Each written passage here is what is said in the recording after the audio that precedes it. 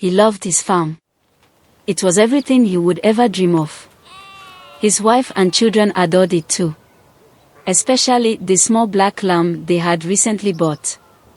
The children were enchanted by the lamb, their laughter echoing across the fields as they played with it for hours on end. Content. He would sit in his rocking chair on the porch, holding his wife's hand, watching their kids chase the lamb across the grass. Life was perfect. It couldn't get any better than this.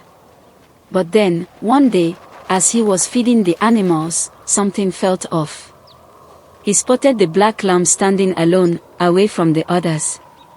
Its horns were longer than he remembered, much longer than they had been the day before. He frowned, puzzled, but shrugged it off. Later, as he led the animals out to graze, he realized one was missing. The black lamb. He walked back into the barn, searching the dim corners until he saw it. The lamb was exactly where he'd left it that morning, yet something was different. The horns had grown again, now so long and twisted that the lamb could barely hold up its head. He felt a shiver crawl down his spine. Kneeling down, he moved closer to inspect the lamb, and that's when he noticed them, carvings etched into the horns. Strange, jagged symbols and a language he didn't recognize. One marking stood out, sending a cold wave of dread through him, an upside-down star. He stared into the lamb's eyes, but they were not the eyes of a lamb.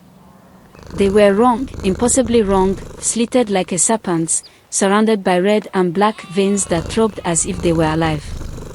Fear gripped him, and he stumbled back, nearly tripping over his own feet. He called a prophetess, a woman known for her knowledge of the occult, desperate for an explanation. When she arrived, she took one look at the lamb and her face went pale. "A demon has taken possession of this creature," she whispered, her voice trembling. "You must kill it. Now. Before it finds a way to escape." That evening, they slaughtered the lamb. The children's cries of anguish filled the house, their sorrow unbearable.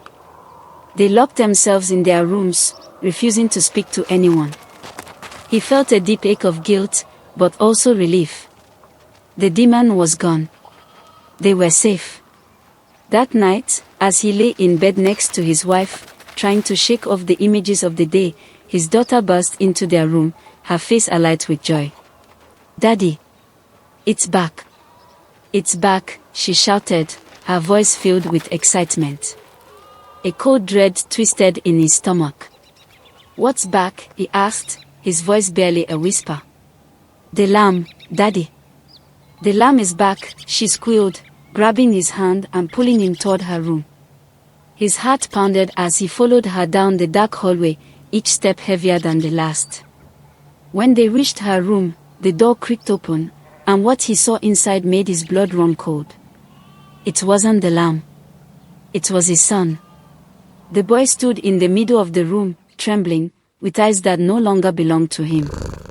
Twisted horns jutted out from his head, curling upward, covered in the same strange carvings.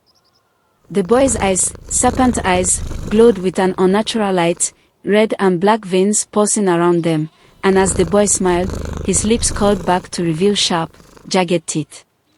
The lamb was gone. But the demon had found a new host.